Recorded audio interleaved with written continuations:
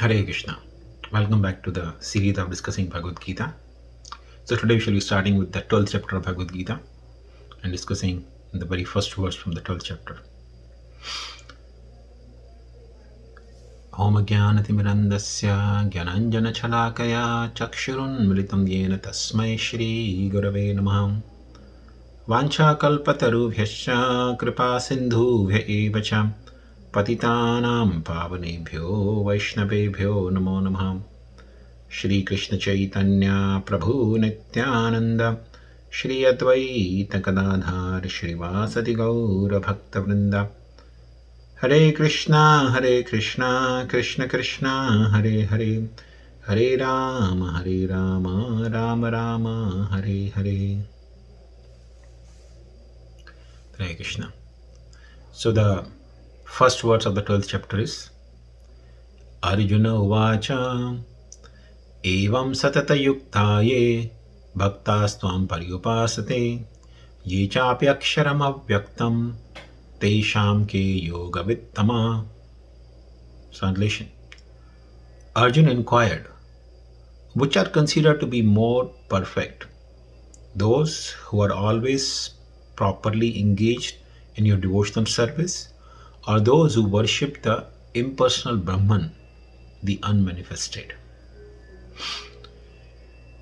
So, at the end of 11th chapter, where Arjuna had seen the universal form, he requested Krishna to show his two-handed form because his mind was extremely perturbed seeing the universal form.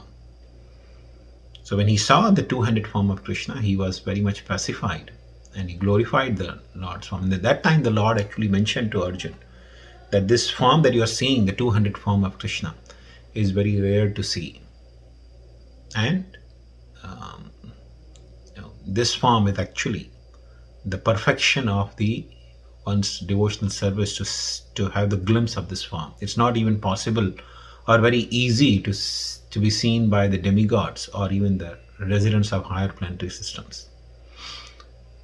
So after concluding, Krishna explained that this form was actually very rare to see.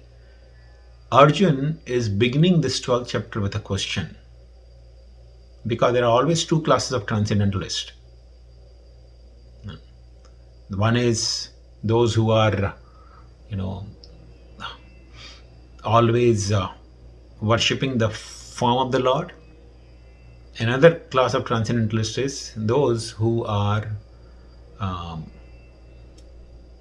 impersonalist. They prefer to worship the impersonal form of the Lord. So, in this very first verse of the 12th chapter, Arjuna is asking this question, my dear Lord, who are among the two considered most perfect? Tesham ke yoga vittama. No. Who are the most perfect among the two categories? The one who worship in devotional service to the Supreme Lord, Shri Krishna, or those who aksharam avyaktam, those who worship the avyakta, the impersonal form of the Lord, which is called Brahman. If we see, even in the 6th chapter of Bhagavad Gita, Krishna, at the very concluding verse, explained, Yoginam api sarvesha madgaten antaratmana shraddhavan bhajate yoma same yukta tamo mata. Among the yogis, the one who is always abiding in me, Yoginam api sarvesham, among all kinds of yogis, one who is constantly abiding in me. Mad gaten antaratmana. Shraddhavan bhajate, and with great faith, one who is worshipping me. That yogi is Krishna declared as to be the topmost. Same thing he repeats in the 8th chapter as well.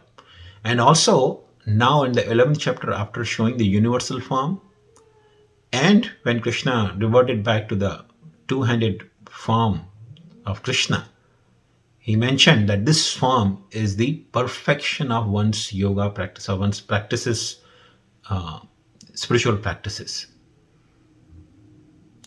So, in order to make the clear understanding for everyone, Arjuna is putting forth this question so that there should be no more doubts. He's inquiring from the Supreme Personality of Godhead. Actually, Krishna mentioned even in the Bhagavatam, in the 11th canto of Bhagavatam, in the instructions to Uddhava, there Krishna makes also a beautiful statement. He says, Bhaktyat, no, not in the 11th canto. This is actually in Bhagavad Gita, not in the 11th canto. In the Bhagavad Gita, Krishna says, Bhaktyatu ananya shakya aham eva vidorjuna gyatum drishtum tatattvena pravishtum cha parantapaha. Bhaktyatu ananya shakya. He says undivided devotional service. Even in the 11th chapter, Krishna is making this clear. Now, that undivided devotional service, I can be understood as I am. So it is only through devotional service one can understand Krishna. And he can be seen directly through devotional process of devotional service. Brahma Samhita also mentions this.